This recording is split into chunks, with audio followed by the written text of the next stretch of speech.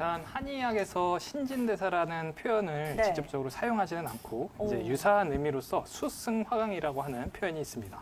이제 수승화강은 말 그대로 이제 물은 끌어올리고 화는 끌어내린다는 뜻인데 조금 알기 쉽게 설명을 드리자면은 이제 생화학적으로 신진대사를 얘기할 때 이화작용과 동화작용이라는 용어가 있습니다. 이화작용은 가지고 있는 어떤 에너지원, 원료를 태워서 에너지를 발산시키는 것을 가리키고요.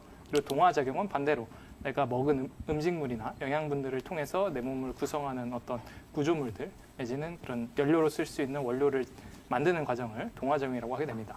근데 수승화강은 이 이화작용, 동화작용과 굉장히 유사는 한데 차이가 있습니다.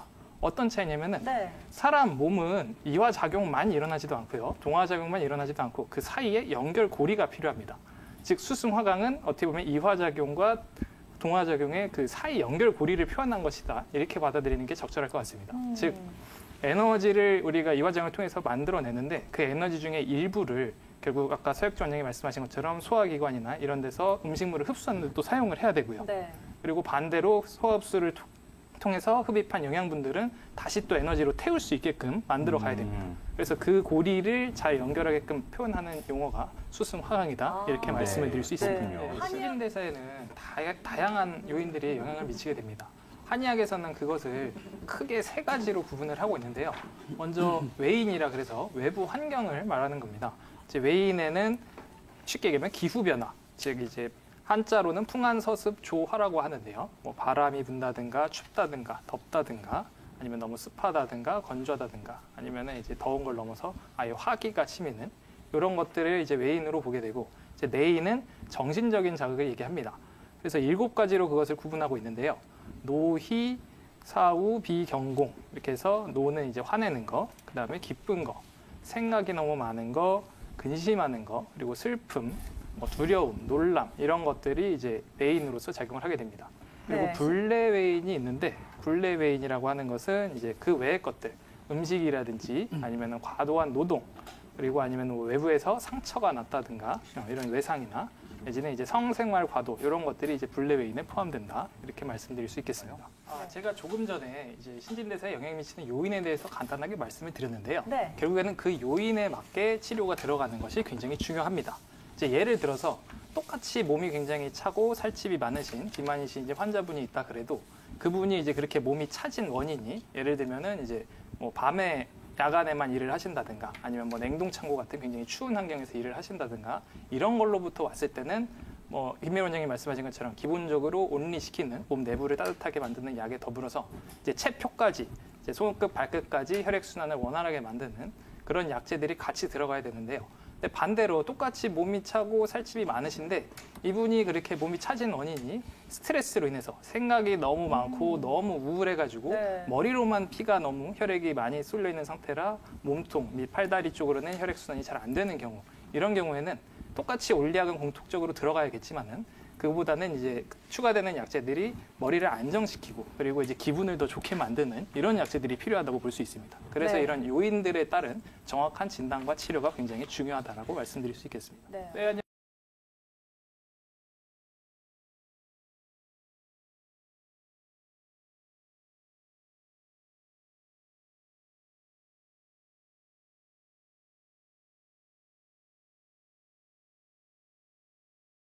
우선 이제 신진대사라는 뜻을 한번 살펴보면 재밌을 것 같은데요. 네. 그 뜻이 새로울 신과 묵을 진, 그러니까 새로운 것을 들이고 묵은 것을 내보낸다 이런 뜻이에요. 그래서 우리가 이사할 때 보면은 새로운 걸 들여오고 낡은 것을 내보낸다. 그럴 때는 가만히 있으면 이렇게 되지가 않잖아요. 우리가 운동을 해야 되잖아요. 맞아요. 움직여야 되잖아요. 그렇죠. 이삿짐을 하려면. 마찬가지로 이거 그 영양분을 흡수하고 배출하고 그래서 낡은 것을 내보내고 새로운 걸 흡수를 하려면 여러 가지 몸에서 일어나는 변화를 일으키는 것 자체가 신진대사다 이렇게 볼 수 있을 것 같아요.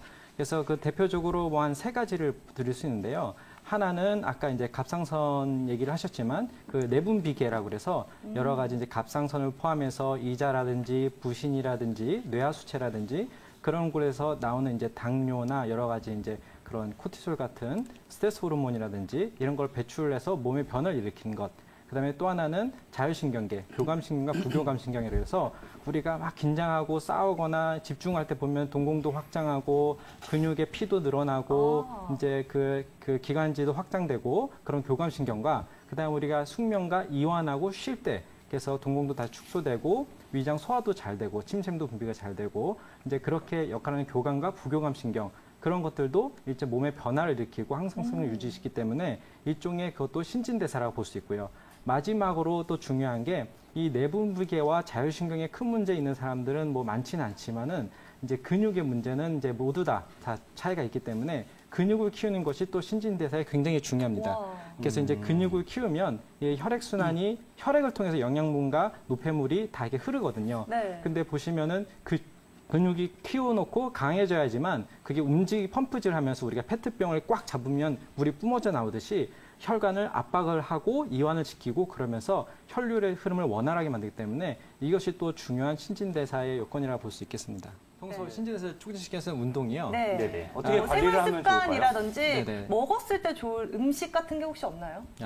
우선은 생활 습관 같은 거 아까 다른 원장님 말씀해 주시지만 신진대사라는 게 이제 원활하게 몸에서 이렇게 어디 한 군데가 막히지 않고 소통이 잘 되게 하기 위해서 잘 먹고 잘 대사하고 잘 이렇게 배설하고 잘 자고 먹고 자고 싸우고 우리가 보통 얘기하잖아요. 그 세 개가 되면은 가장 좋은 겁니다. 그렇기 네. 때문에 우리가 규칙적인 생활 습관, 그다음 우리가 골고루 영양분 섭취하고 이제 우리가 수면도 잘 취할 수 있는 환경 조성하고 이런 것들이 다 두루두루 중요한데요. 이런 것들이 사실 신진대사를 억지로 뭐 안 하려고 한다기보다는 어떤 질환이 있어서 어떻게 입면장애, 불면증이 있다든지 아니면 위장장애가 있다든지 그래서 그런 걸 뭐 변비나 설사가 있다든지 그런 경우에서 그런 게 잘 안 되는 경우가 많기 때문에 그 어떤 질환이 있으면 그에 맞춰서 가까운 한의원에 오셔가지고 치료를 받으시고 그렇게 하고 그게 이제 다시 정상적인 리듬에 돌아오면은 그렇게 되면 신진대사가 원활히 된다고 이렇게 할 수 있겠습니다.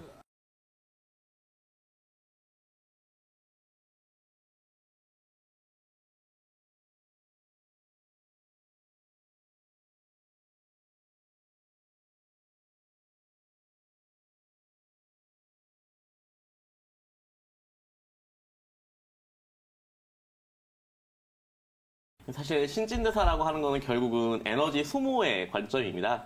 그래서 우리가 이제 가만히 있어도 쓰는 에너지, 그걸 이제 기초대사량이라고 하는데요. 이게 어떤 거냐면 이제 우리가 누워서 잠잘 때를 쉽게 생각하면 됩니다. 그래서 누워서 주무실 때는 이제 숨이 쉬고, 그 다음에 뇌가 거의 이제 뇌세포를 형성하면서 정지하고, 그 다음에 기본적인 생체를 아주 기본적으로 유지하는 에너지만 쓰는 것이 기초대사량이고요. 그 다음에 우리가 이제 활동을 하면서 쓰는 에너지를 이제 활동 에너지 또는 활동 신진대사량이라고 표현을 합니다. 그래서 사실 다이어트에서의 핵심은 이러한 에너지 소모량을 극대화시키는 건데요. 결국은 우리가 살을 뺀다는 개념은 체중을 이렇게 증가시키지 하겠다는 목표이기 때문에 먹는 양은 적어야 되고 쓰는 양은 많아야 됩니다. 근데 이제 저희가 이제 저 같은 경우는 한의원에서 어떤 다이어트 쪽으로 좀 전문적으로 진료하고 있는데 환자분들 오시면 항상 거의 식사를 본인은 안 하신다고 해요. 밥을 반 공기밖에 안 먹는데 왜 살이 찌냐? 네. 라고 하는데 사실은 그건 좀 잘 체크해보면 실제로 밥을 반 공기 드시는 분은 적고요. 물론 밥을 반 공기도 드시지만 실제로는 그 사이사이에 빵을 드시고 떡을 드시고 그쵸. 뭐 케이크를 드시고 이런 식으로 먹는 양이 실제로 많기 때문입니다. 결국은 먹는 양을 줄이고 에너지 소모량을 많게끔 해야 되고요. 여기서 에너지 소모량을 많게끔 하는 것이 결국 신진대사의 핵심입니다. 그래서 우리가 운동을 함으로써 쓰는 에너지는 골격근의 에너지인 에너지를 소모함으로써 쓰는 거고요. 그다음에 여기서 이제 한약이 좋은 역할을 하는데요. 그러니까 가만히 있어도 쓰는 기초대사량을 극대화시킬 수 있습니다. 심폐순환력을 높임으로써 에너지를 소모할 수 있게끔 하고요. 또한 우리가 활동하는 에너지, 즉 활동 에너지의 양을 가만히 있어도 이제 쓰는 에너지 양의 효율을 극대화시킴으로써 결국 운동할 때 효과를 더 극대화시킴으로써 결국 에너지 소모가 많게끔 되는 게 다이어트에서의 신진대사의 핵심입니다. 예, 기본적으로 신진대사는 내분비계와 이제 어떤 순환력의 기본이 되기 때문에 기본적으로 한약 치료를 권합니다. 신진대사를 원활하게 위해서는 크게 한 3가지 정도 파트를 분류할 수 있는데요. 네. 첫 번째로 인체의 열대사입니다. 그러니까 열의 온도를 몸의 체온을 조절함으로써 신진대사를 올리고 떨어뜨리고 하는 것을 조절할 수 있는데요. 기본적으로 열대사 같은 경우는 우리가 체피 온도와 심부 온도를 구분해서 우리가 치료를 합니다. 체피 온도는 기본적으로 골격근이 수축을 함으로써 체온이 올라가고 그로 인해서 이제 온도가 상승하는 기전이 되는데요. 이럴 때는 체표를 조절할 수 있는 양제인 뭐 개지라든지 마황, 뭐 강활, 뭐 이런 것들의 약제를 통해서 이제 표를 치료한다고 한의학적으로 표현을 합니다.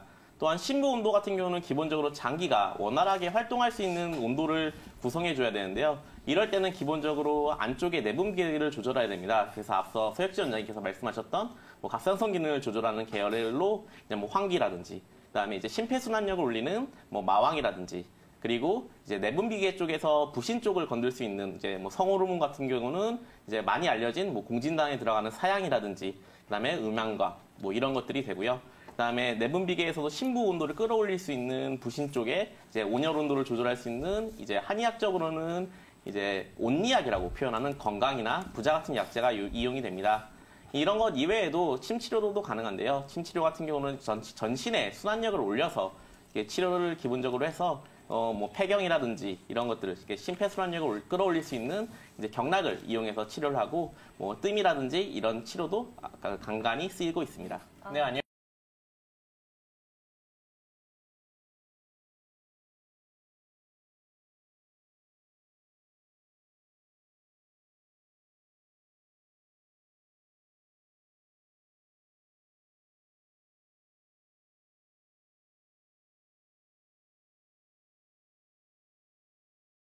우리가 이제 뭐 신문을 볼 때 또 TV를 볼 때 병원에서 진찰을 받을 때 굉장히 또 많이 듣는 단어가 바로 이 신진대사입니다. 이게 많이 들어는 봤지만 막상 그 의미가 확 우리한테 와닿지는 않잖아요. 그렇죠? 네. 신진대사인데 어렵게 생각하실 필요는 없습니다. 이게 우리 인체가 결국 생존하게 하는 오장육부의 모든 활동, 예를 들면 소화하고 흡수하고 배설하고 또 호흡을 하고 순환하는 이 모든 과정을 포괄적으로 우리가 신진대사라는 단어로 이제 표현을 하는 겁니다.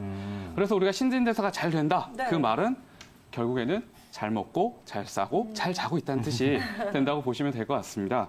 근데 이 신진대사를 하는 각 과정들, 예를 들면 뭐 소화, 흡수, 배설하는 데 있어서는 위장관의 기능이 제일 중요할 거고요. 네. 그리고 이제 호흡을 하는 데 있어서는 폐의 기능이, 그리고 순환을 하는 데 있어서는 아무래도 심장이 제일 중요한 역할을 할 텐데, 이 각각의 오장육부의 기능을 위해서 총괄하는 마치 센터장 같은 역할을 하는 기관이 있습니다.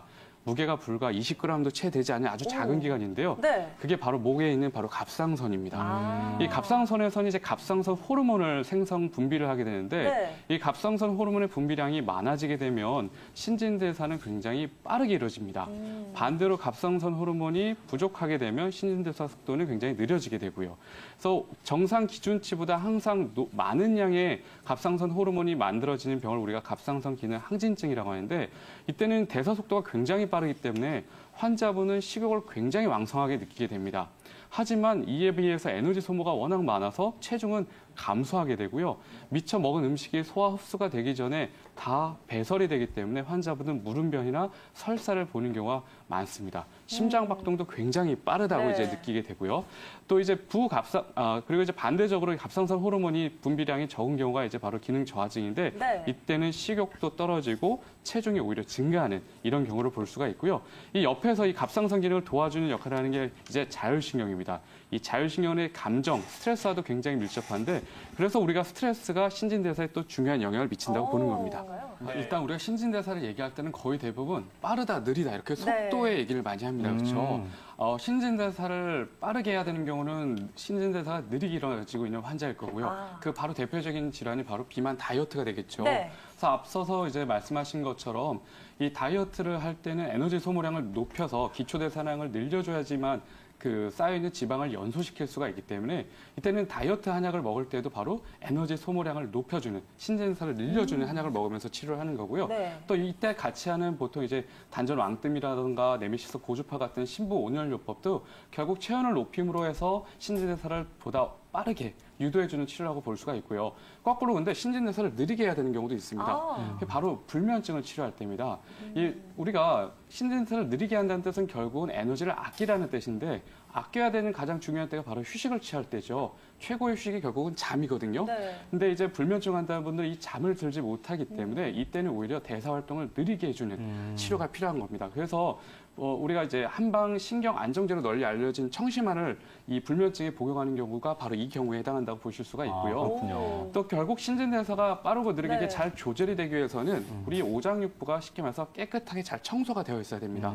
그래서 우리가 위장관이라고 하는 입에서부터 항문에 이르는 이 소화기관들이 깨끗한 상태를 잘 유지가 돼야 되는데 그러다 보니까 만성 소화불량이라든가 변비, 설사 같은 질환이 있으면 대사가 잘 안 되겠죠. 맞아요. 그래서 이런 부분들을 미리미리 관리하는 것도 굉장히 치료의 중요한 부분이라고 볼 수 있습니다. 네. 네, 환자분 안녕하세요.